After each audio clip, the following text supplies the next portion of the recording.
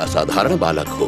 तुमने अपनी बुद्धि और सूझबूझ से इतने भयानक राक्षस को पकड़ लिया। इस गुरुकुल के सभी विद्यार्थियों के लिए एक आवश्यक घोषणा है। कल प्रातःकाल हम सब आश्रम के विद्यार्थी एक असली युद्ध लड़ेंगे। असली युद्ध? हाँ, हम लोग आपस में 2 सेना तैयार करेंगे। युद्ध आरंभ करो।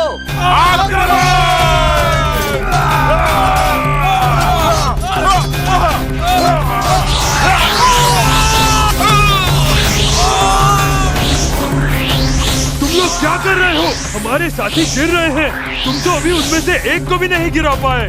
स्वरूप, हमारे पास तो तलवार और गदा है। इतने दूर से कैसे युद्ध करें? अब तो केवल तीर, धनुष और भाले के साथ ही युद्ध किया जा सकता है। हाँ? तीर चलो।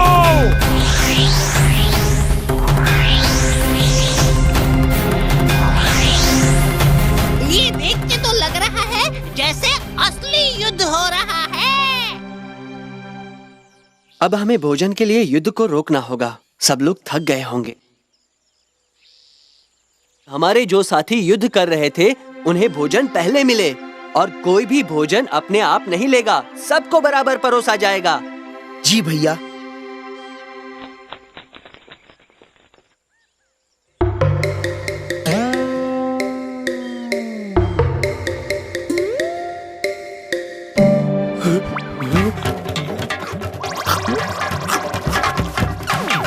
अरे पकड़ो पकड़ो पकड़ो, भागने मत दो। अरे हमारा भोजन।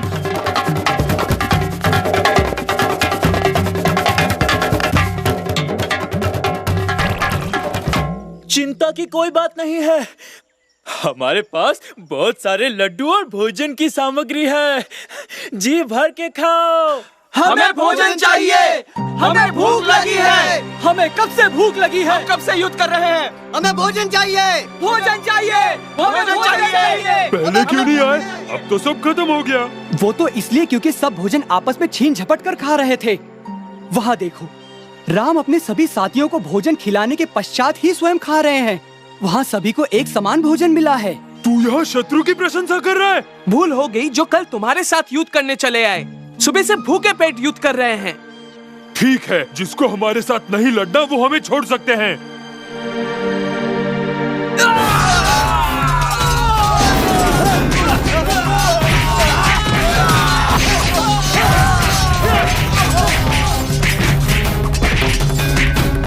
अपनी पराजय स्वीकार करो।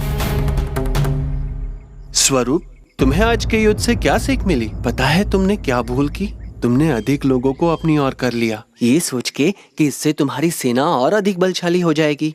पर भोजन तो गुरुदेव ने सबको समान बांटा था, तो हमारे पास अधिक भोजन इसलिए था क्योंकि हम लोग कम थे। और जब तुम्हें भोजन मिला तो तुम लोगों ने उसे आपस में बांटने की जगह छीना झपटी करके खा लिया।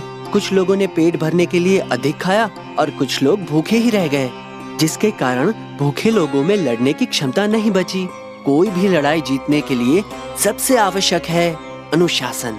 मुझे अपनी गलती का पता चल गया है। अब से मैं गुरुदेव की हर बात मानूंगा और आश्रम के सारे नियमों का पालन करूंगा। तभी तो मैं एक दिन अच्छा राजा बन पाऊंगा। राम, स्वरूप, मुझे क्षमा कर दीजिए गुरुदेव। इतनी छोटी आयु में तुमने जो सूझबूझ दिखाई है वो प्रशंसा योग्य है।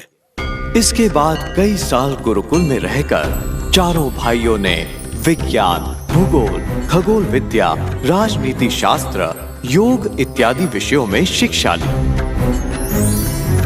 राम, आज तुम लोगों की शिक्षा संपन्न हुई। अब तुम और तुम्हारे भाई अयोध्या का राज्य संभालने के लिए तैयार हो। वहाँ तुम्हारा नया जीवन शुरू होगा।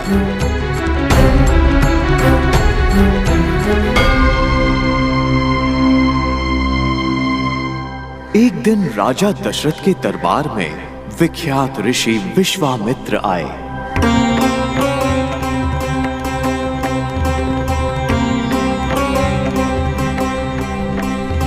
किंतु वे अत्यधिक क्रोधी स्वभाव के थे और उनके क्रोध से सब भयभीत थे। प्रणाम मुनिवर। अहो भाग्य हमारे कि आप हमारे यहाँ पधारे। बताइए, हम आपकी क्या सेवा कर सकते हैं? राजन, हम यहाँ एक अत्यंत आवश्यक कार्य से पधारे हैं। हम अपने आश्रम में एक बहुत बड़ा यज्ञ करने जा रहे हैं जिसमें कई ऋषि मुनि भाग लेंगे। लेकिन एक बहुत बड़ी समस्या है। ताड़का नाम की एक राक्षसी और उसके बेटे मारीच और सुबाहु अत्यंत दुष्ट एवं शक्तिशाली दैत्य हैं।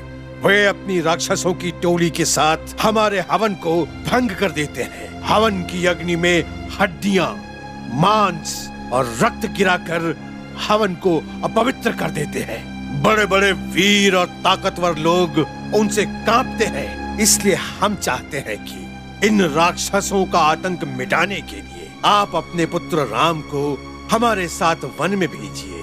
ये कार्य तो राम जैसा योग्य बालक ही कर सकता है। गुरुदेव, ये आपने हमें किस दुविधा में डाल दिया? अपने आंखों के तारे राम को इस प्रकार कैसे भेज सकते हैं? हम स्वयं आपके साथ अपनी पूरी सेना के साथ चलने को तैयार हैं। नहीं राजन, हमें कुछ नहीं सुनना। अपनी प्रजा की रक्षा करना एक राजा का कर्तव्य होता है और आप अपने कर्तव्य से पीछे हट रहे हैं। क्षमा करें पिताश्री, परंतु गुरु विश्वामित्र ठीक कह रहे हैं। अपनी प्रजा की रक्षा करना एक राजा का कर्तव्य होता है और मैं अपना कर्तव्य निभाने को तैयार हूँ। आप मेरी बिल्कुल चिंता ना करें। जैसा तुम कहो राम। पिताश्री, बचपन से आज तक मैं एक दिन भी भैया के बिना नहीं रहा हूँ।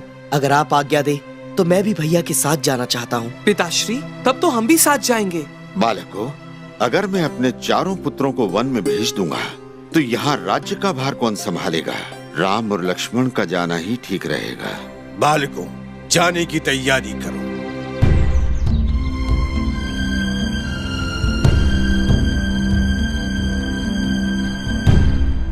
ताड़का एक मायावी नरभक्षी राक्षसी है, भारी भरकम शरीर। किंतु ये आवश्यक नहीं है कि ताड़का तुम्हें इस रूप में दिखे। ताड़का कोई भी रूप, कोई भी आकार धारण कर सकती है। इसलिए उसे हराना अत्यधिक कठिन कार्य है। तुम्हें बहुत सावधान रहना होगा। ऋषिवर, क्या हम लोग ऐसे भयानक जीव को मार पाएंगे? राम, मुझे तुम्हारे और लक्ष्मण के पराक्रम पर पूरा भरोसा है। तुम्हें अपनी असीमित शक्तियों का आभास नहीं। बालकों, तुम लोग यहाँ कुछ देर विश्राम करो। हम यहाँ बैठकर थोड़ी देर ध्यान लगाएंगे। उसके पश्चात हम आगे बढ़ेंगे।